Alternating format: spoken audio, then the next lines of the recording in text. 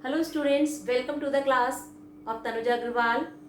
So students, today I am going to start a very interesting poem of your syllabus, I Remember, written by Thomas Hood. Students, Thomas Hood was a British writer and the poet of early 19th century. So before starting the poem, I just want you to connect with your childhood memories. If I say, remember the days when you were a child, what would you feel? Definitely you would feel very happy, you would feel very cheerful, because those were the golden days. Those were the days when you have no tension, no worry, no mental anxiety. If you compare your childhood with your present, as a student even, you have so many responsibilities, you have mental anxiety, because you have to learn your lesson, you have to give the exams, this and that, so many things you have to perform. But the childhood was the best period for you. In this poem, the poet is also recalling his childhood memories, which is still green in his heart. Because as a child, he says that as a child he was happy, but as a mature man he is not happy. Secondly, the poet is also focusing on the fleeting nature of time in this poem. That time is very quick. It passes, leaving its memories behind. So many things the poet has discussed in this poem. So he has also used many poetic devices and different adjectives to make his description more clear for you. So let's start the explanation of the poem, students. So let's start the explanation. I remember the house where I was born, the little window where the sun came peeping in at morn. In these lines, the poet recalls the house where he was born. He also recalls his room with its little window where the sun used to appear every morning. He also says that sun was never late to come to his room. It means the light of sun was always on time. He never came a wink too soon. It means that sun was never late. It was always punctual. Nor brought too long a day, but now I often wish the night had borne my breath away. He says that though in those days when he was a child, the day was very small for him, because he had too many things to do. He was in a joyous spirit. He was in a carefree spirit. That's why he wanted to do so many things in a day. But it seems that the day was too small for him. But now, as a mature man, he doesn't want to get up in the morning. He wants to relax throughout the night. In the last line, just see again, had borne, but now I often wish the night had borne my breath away. These lines shows that the poet doesn't want to wake up in the morning. He wants to relax throughout the night, because he is completely surrounded by the hustle and bustle of the life. He is completely exhausted by the sorrows and sufferings of the life. That's why he wants to relax in his life. Now it's clear that according to the poet, childhood is the best period of his life. Now again he says, I remember the roses red and white, the violets, the lily cups, those flowers made of light.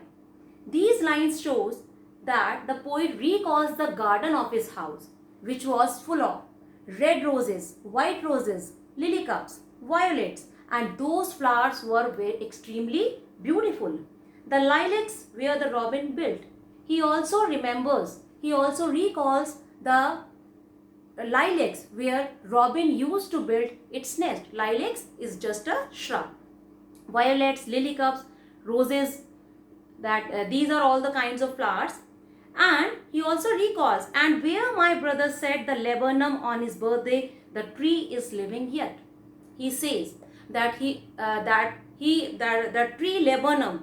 He also recalls the garden where his brother has planted the tree, laburnum tree, on his birthday. That tree is still standing in his garden. He recalls so many memories associated with his childhood. See the beautiful description by the poet. How beautifully he has used different objects of nature to make his description more beautiful. Now let's discuss the students' poetic devices and what adjectives the poet. Students, now we discuss the poetic device, rhyming scheme and the adjectives used in this stanza. First we discuss the rhyming scheme.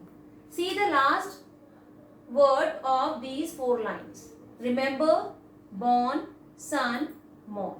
Now remember, I am giving this A. See the second word, born. Born is not rhyming with remember, that's why we are giving this different letter B. Son. Son is not rhyming with remember and born, that's why we are giving it C. Now mourn. Mourn is not rhyming with remember, but it is rhyming with born. It's not rhyming with son also, it's rhyming with born. So we'll repeat this B here. So the rhyming scheme of the first 4 lines is A, B, C, B. Now the poetic device. See the fourth line of the stanza. The sun came peeping in at morn. This line has personification. Personification. Now what is personification?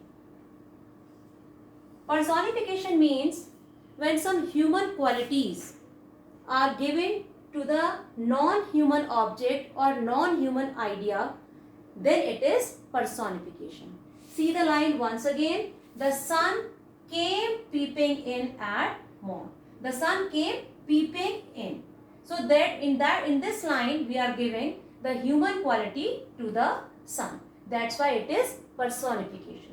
Another example I am giving you. The storm slept for 2 hours. So slept. This is the human quality. Second form of sleep. Slept is the second form of sleep. This is the human quality we are giving to the storm. That's why it is personification. I hope you understood this thing. What is the rhyming scheme of the stanza and which poetic device has been used in these lines. Different adjectives also the poet has used in the line the roses red and white. The poet has given red and white color to the roses and this is the adjective. See the students how the poet has used different things to make his description more catchy and attractive for his readers. I hope you have understood the explanation of the first stanza. In our next class, I'll continue the explanation of the second stanza. Till then, goodbye. Thank you.